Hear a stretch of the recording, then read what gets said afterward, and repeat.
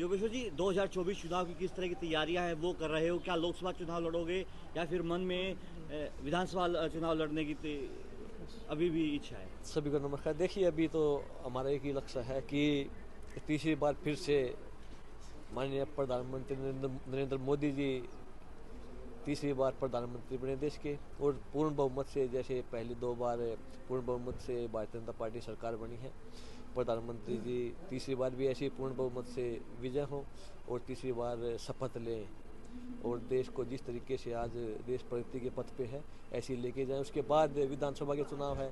हम चाहते हैं कि तीसरी बार फिर से मुख्यमंत्री मनोहर लाल खट्टर जी बने, और उसके लिए सारे कार्यकर्ता सभी हम साथ में लगे हुए हैं। और अभी तो फिलहाल तो आप देखिए कि 22 तारीख को जो पूरा देश एक भगवान राम में हो रहा है, तो उसकी खुशी में हर जगह आप देखिए अक्षत बांटे जा रहे हैं गांव-गांव में, घर-घर में। और 22 तारीख को जो भगवान श्री रामचंद्र जी की मूर्ति स्थापना होगी, उसको पूरे देश को सभी बहुत बहुत शुभकामनाएं। अभी खुशी का मौका मेरे लिए 22 तारीख है, 22 जनवरी है, जो प्रधानमंत्री जी वहाँ पे होंगे। पूरे देशवासी हर मंदिरों से वो प्रसारण देखेंगे। हमारे जो शंकराचार्य वो नहीं जा रहे, उन्होंने मना कर दिया जाने से। देखिए, उनका मेरे को नहीं पता उनका क्या कारण है क्या नहीं है, पर हमारे लिए, हर हिंदुस्तानी के लिए, भारतवासी के लिए गर्व की बात है कि हमारे आराध्य भगवान राम फिर से अपने जगह पे विराजमान होंगे।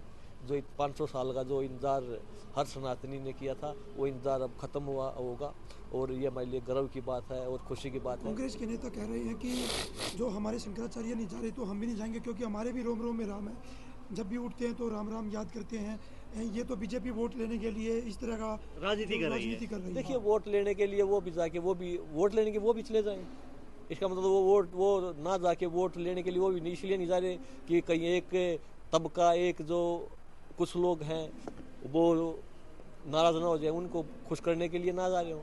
और अगर रोम रोम भगवान सबके, और हम सभी भगवान राम हमारे भगवान आराध्य है हमारे लिए, और सभी मानते हैं तो जाना चाहिए। और ये किसी एक का नहीं है भगवान राम, अयोध्या किसी नगरी किसी एक की नहीं है, पूरी हर हिंदुस्तानी की, हर सनातनी की है, और सभी की है, जितने भी हिंदुस्तानी हैं। बात सनातनी की भी अगर है तो मैं कहता हूँ कि सबको जाना चाहिए। और जो इस तरीके की बात करते हैं राजनीति, तो वो करते हैं, तो वो ये बोलते हैं कि हम नहीं जाएंगे, राजनीति तो वहाँ हो रही है। सर, योगेश्वर विधानसभा चुनाव लड़ेंगे या फिर लोकसभा चुनाव? ये सारा काम पार्टी का, संगठन का काम है कि वो मेरे को कहाँ पे रखना चाहते हैं, कहाँ पे रखना चाहते हैं, उस बारे में कुछ नहीं पता। अगर हमें कहीं भी मौका मिलेगा, जहाँ भी पार्टी जो भी चाहेगी, हम वही काम करने के लिए तैयार हैं। देखिए, मैंने आपको बता दी कि जो भी पार्टी चाहेगी उसी में हम खुश हैं। जो भी टिकट मिलेगी लोकसभा, जो भी पार्टी का फैसला होगा वो हमें तैयारी हमेशा सभी की, जो भी राजनीति में होता है सबकी तैयारी होती है। और तैयारी तो कार्यकर्ताओं की होती है। जो हमारी असली ताकत होती है वो कार्यकर्ता होते हैं, और भारतीय जनता पार्टी के जो कार्यकर्ता हैं वो बहुत मजबूत हैं, उनमें हम भी हैं। और सभी चाहते हैं कि जो भी आए सबको कमल का निशान दिखता है, उसके लिए मेहनत करते हैं। और हमारा एक ही लक्ष्य है कि तीसरी बार फिर से प्रधानमंत्री नरेंद्र मोदी जी तीसरी बार शपथ लें और देश को एक नई बुलंदी तक पहुँचाएं। योगेश्वर जी, अब साक्षी मलिक, बजरंग पुनिया और विनेश फोगाट के खिलाफ युवा पहलवानों ने वो मोर्चा खोल दिया है, दिल्ली में धरना है वो चल रहा है, इस पर आपकी क्या प्रतिक्रिया? देखिए, पिछले 1 साल से कुश्ती बहुत बुरी दशा से गुजरी है और अब भी गुजर रही है। क्योंकि आप 2023 में देखिए, आप तो हमेशा स्पोर्ट्स, तीनों ही भाई हमेशा स्पोर्ट्स को कवरेज करते रहते हैं, देखते रहते हो, उनकी हर न्यूज़ दिखाते रहते हो। और जो अब पिछले 1 साल से कोई कैंप नहीं लगा, कोई नेशनल नहीं हुआ, सबसे ज़्यादा नुकसान हमारे जूनियर बच्चों को हुआ है। जो उनकी समस्या थी, जो सेक्सुअल हरासमेंट वाला वो था, वो कोर्ट में है। अब उसका फैसला तो माननीय न्यायालय करेगा। उसके बाद जो हमारे जूनियर बच्चे हैं, जो अंडर 15 के थे, 17 के थे, अंडर 20 के थे, अंडर 23 के थे, वो कोई नेशनल नहीं खेले। हर 1 साल में एक बच्चा 15 का 16 साल का हो गया, 17 साल का बच्चा 18 साल का हो गया, जो 20 का था वो 21 का, 23 का, 24 का, वो एक साल कितने हजारों लाखों बच्चों का भविष्य खराब हुआ है। तो उन बच्चों की भी तकलीफ ठीक थी, वो परेशान थे। और अगर किसी अकेले में आप पूछोगे तो सभी जो जूनियर खिलाड़ी बड़े परेशान हैं, क्योंकि भविष्य है देश का वो, और उनका भविष्य भी है। क्योंकि नेशनल में लड़ते, वो मेडल आते हैं, उनके सर्टिफिकेट मिलते, उनको कैश अवार्ड मिलता, कहीं नौकरी के लिए वो सर्टिफिकेट लगते, तो उनका तो पूरा भविष्य खराब हुआ है। अब अवार्ड वापस हो रहे हैं, बड़े बड़े पहलवान हैं, आपके साथी भी रहे बजरंग पुनिया, विनेश फोगाट ने अवार्ड वापस किया। खासकर मैं खिलाड़ी की बात करता हूँ, ये जो खिलाड़ी को मेडल मिले या अवार्ड सम्मान मिले कोई भी, तो अकेले खिलाड़ी की मेहनत नहीं होती। वो मेरे को भी पद्म श्री मिला है, राजीव गांधी खेल रत्न मिला, अर्जुन अवार्ड मिला है।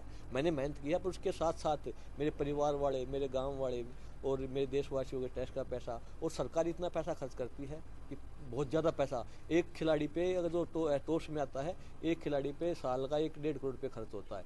तो इसमें सभी का, पूरी सरकार का बहुत ज़्यादा योगदान है कोई खिलाड़ी बनाने में। एक समय के बाद खिलाड़ी घर से तो कुछ लगता ही नहीं, सारा पैसा जो सरकार वहन करती है, जो टॉस में आ जाता है। आप किसी का भी, अगर आपको मेरी बात झूठी लगती है तो आप RTI लगाइए, देखिए किस खिलाड़ी का कितना पैसा सरकार, किस खिलाड़ी कितना पैसा सरकार खर्च करती है। अलग से फिजियो है, अलग से कोच है, पर्सनल ट्रेनर है, उसे अलग हर महीने 50,000 रुपये पॉकेट मनी दी जाती है। तो इतना पैसा, ये सरकार का भी बहुत बड़ा योगदान है जो आज इतने मेडल हमारे बड़े हैं। तो और ये सम्मान पे हमारा एक, किसी भी खिलाड़ी का अकेले का अधिकार नहीं होता। वो सम्मान, वो धरोहर देश की धरोहर होती है, उसको इस तरीके से रोड पे नहीं रखना चाहिए। वो एक सम्मान की हो, क्योंकि देश का है तो इस देश की बेइज्जती है। ठीक है।